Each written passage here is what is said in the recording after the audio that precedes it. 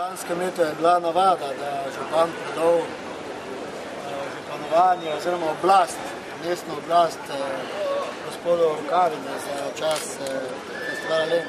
Danes ste z dvigom festivalne zastave predali tudi županovanje. Odhajate na dopust? Nisem predal županovanja. Slabo ste slišali, očitno vi velikokrat slabo slišite.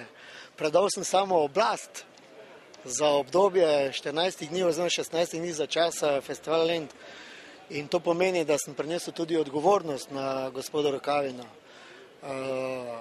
Ne odhajam na dopust, bom v mesto, nimam časa za dopust, predvsem moram rešiti nekatere projekte in programe, ki so pomembni za razvoj tega mesta in pred nami je še veliko dela. In mesto mora ob zaključku našega mandata dobiti nekoliko drugačno podobo. Poudarek letošnje otvoritve bo tudi projekt EPK. Kot ste sami dejali, EPK ne bo samo festival Lent, je pa zagotovo neko osrednjo jedro. Je en izmed dogodkov. Festival Lent je največji festival v osrednji Evropi, na to smo mi ponosni in moram reči, da v Mariboru morajo dobiti vsi priložnost. Vsi kulturni ustvarjalci, tisti, ki imajo akademski naziv in tisti, ki si želijo, ne glede na njihov poklic, ustvarjati v tem mestu in dati dodano vrednost k krepitvi kulturnega središča. In Maribor je kulturno središče in z kulturno prestolnico bomo to kulturno središče samo okrepili in na zemljevid bolj zabetonirali kulturne temelje v Evropi, kot so bili doslej.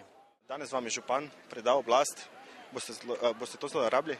Torej, zlorabo je ne bom na noben način skušal, bom pa v tem kratkem času narediti predvsem na kulturnem področju, ker komunala ni ravno moje področje, maksimalno, kar se bo dalo, da bomo seveda se mirno usmerili proti prihajajoči Evropski prestolnici kulture.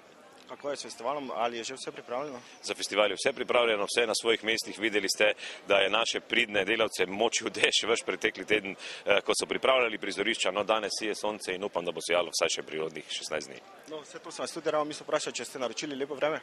Torej, jaz ga žal ne morem naročiti sam, ampak izkazalo se tudi, če je bilo slabo vreme, so ljudje prišli, vzeli so marelo, vzeli so na koncu jakno in so prišli ven, uživali in to je tisto, kar pravzaprav daje festival. In v vsakem vremenu je prijetno, zanesljivo pa je prijetne, če je topleje in brez dežja.